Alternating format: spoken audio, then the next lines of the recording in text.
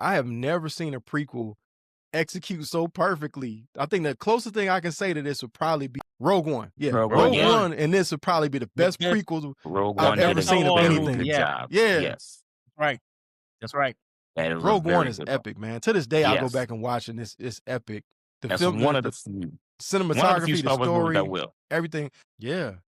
And then this is it. Think about this is Rogue One. The movie's so great, you go back and rewatch it, and there's really no Jedi anywhere in the movie. Not a No, one. Until the Not a very end. lightsaber. Nothing. No. Well, they're No. at the end, but you know that's also epic too. The end of that movie is amazing.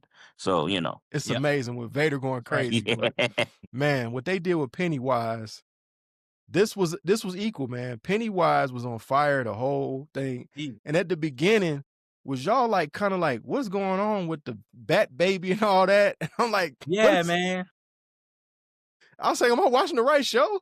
No, Okay. I knew it. I knew it because I'm like, wait a minute, here we go. Anything that you don't think of is possible when it come down to it, man. So with that bat baby, the bat baby, man, that was crazy. Well, on the radio, if you listen to the radio, they're talking about genetic mutations due to nuclear testing and stuff like that. So that's what was in the kid's head. That's why it showed up the way it did, and as a mutated, malformed child, bat baby. And yeah, Pennywise was a menace, bro. I'm sorry, he was a menace in this show. I was like, God dang, Facts. boy, he came with it. So I'll tell you something else that threw me with this show, and y'all tell me what y'all think. They really like hit on a lot of different things. They hit on what was going on with the scare with the atomic bombs, right, and the Cold War. They hit on that. They hit on the race thing that's going on. That this is during the same time of segregation and Jim Crow. Yeah. I mean, they hit on so many different things. Education, what's going on in the schools, like, substance abuse, depression. I was like, I've never seen a show weave all these in like this. Like, I remember the DC show Watchmen. They did a good job with that because it started with the Tulsa bombing. And That's the same thing with Lovecraft. That's a great show. That's a great show. But those only had maybe one or two notes. These guys weaved in like 6, 7 different notes of what was happening in that time frame, man. That execution was like flawless.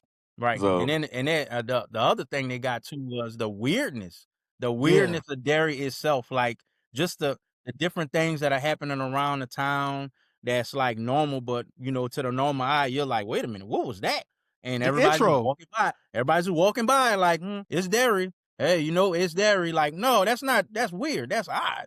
But they executed that well too. I love how they use the intro too, because the intro was real dope where they show you like the different cycles of what's happening. So you see the cycle, the history, the people slowly getting crazier and the atomic bomb scare. You see all of that in there. And then they are so smart where they weave in the additional thing with the, I guess the ending of, every time before Pennywise goes to sleep, there's this big, massive chaos thing. That's right. And the shootout.